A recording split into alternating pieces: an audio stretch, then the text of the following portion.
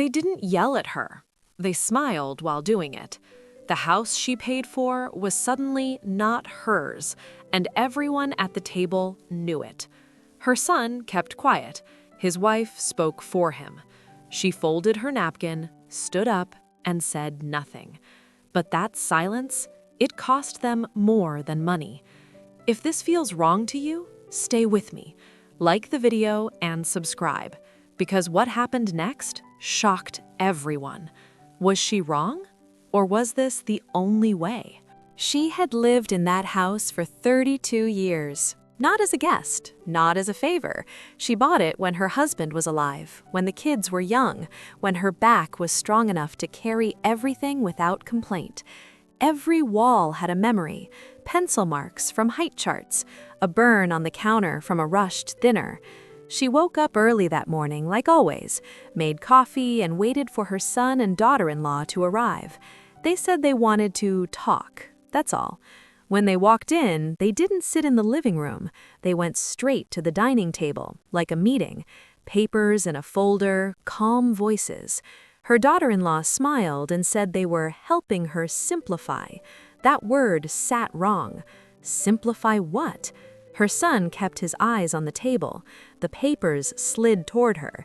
Something about transferring ownership, about planning ahead, about how things would be easier if the house was in their name.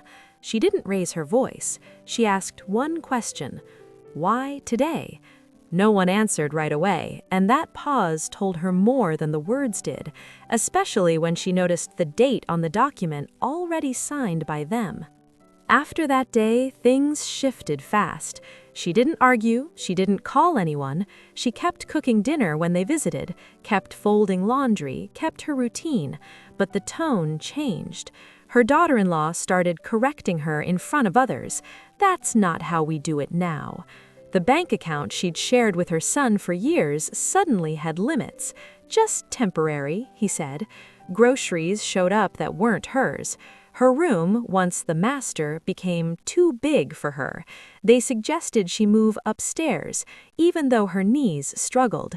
When she paid the electric bill like she always had, her son sent the money back. "We've got it." That felt worse than being yelled at. One afternoon, she overheard a phone call. Her daughter-in-law laughing, telling someone they were lucky to have gotten the house handled early, like it was a deal, not a life. That night, her son avoided her eyes again.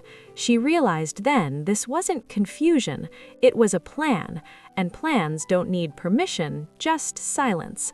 The question was, how long did they expect her to stay quiet? The worst moment didn't happen behind closed doors. It happened at a birthday dinner. Family, friends, noise, cake. Someone asked her if she was thinking of moving closer to her sister. Before she could answer, her daughter-in-law laughed and said, "Oh, she doesn't make those decisions anymore." The table went quiet. A few nervous chuckles followed. Her son smiled just a little, like he hoped it would pass. She felt heat in her face, but didn't react. She cut her food slowly, finished her bite, and placed her fork down. Later, when gifts were opened, her name wasn't on the card. It said, "From all of us." She excused herself early. In the car, she sat for a minute before turning the key. That humiliation wasn't loud. It didn't scream. It settled in her chest and stayed there. That night, she didn't cry. She took out an old folder from the back of her closet. Deeds, receipts, notes her husband kept, things no one else knew she still had. She hadn't planned to look at them, but now she wondered why they'd rushed so hard and what they thought she couldn't do anymore. Love makes you hesitate, especially when it's your child. She remembered him at 8 years old, crying over a broken toy. At 16, slamming doors. At 25, asking for help with a down payment. She had always said yes. That was the problem. Sitting alone in her room, she weighed it all. If she spoke up, she'd be the difficult one. If she stayed silent, she'd disappear slowly. She thought about leaving, starting over somewhere small, but something in her resisted that idea. Not anger, something steadier, respect. She wasn't asking for gratitude, just acknowledgement. She picked up the phone twice and put it down. Calling a lawyer felt dramatic. Calling her sister felt weak. The next morning, her daughter-in-law reminded her about moving upstairs soon. That word again, soon. She nodded and said okay. Then she made a different call. Quiet, professional. She asked simple questions. She listened more than she spoke. When she hung up, her hands were steady. She wasn't planning revenge, she was planning clarity. And clarity, once you have it, changes how you walk back into a room, especially when others think you've already lost. The shift was subtle. She stopped over-explaining, stopped offering to help. She asked for copies of documents she'd misplaced. No emotion, just practical. Her daughter-in-law looked surprised, but handed them over.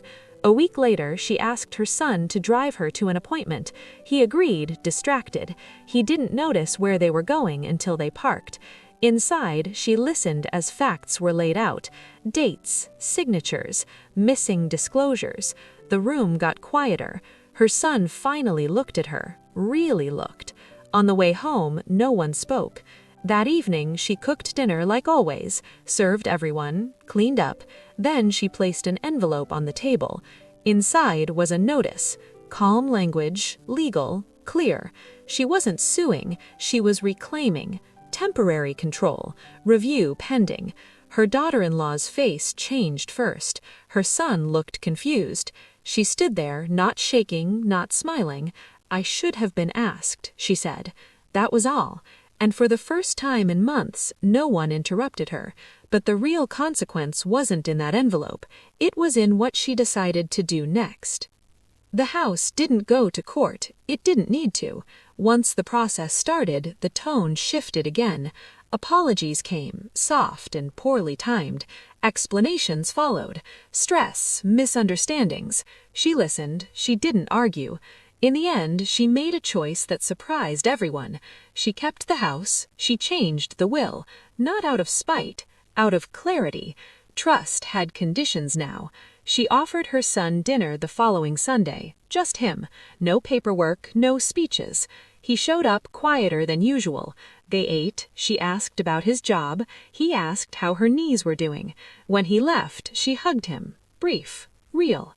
The daughter-in-law didn't come around much after that. That was fine. Peace doesn't need a crowd. The house felt like hers again, not because of ownership, but because of presence. She slept better, stood taller, and when someone later asked if it was hard to stand up to her own family, she said harder was pretending it hurt. If this story stirred something in you, tell me, was she wrong for choosing dignity over blood? What would you have done? Comment yes or no. I read every reply.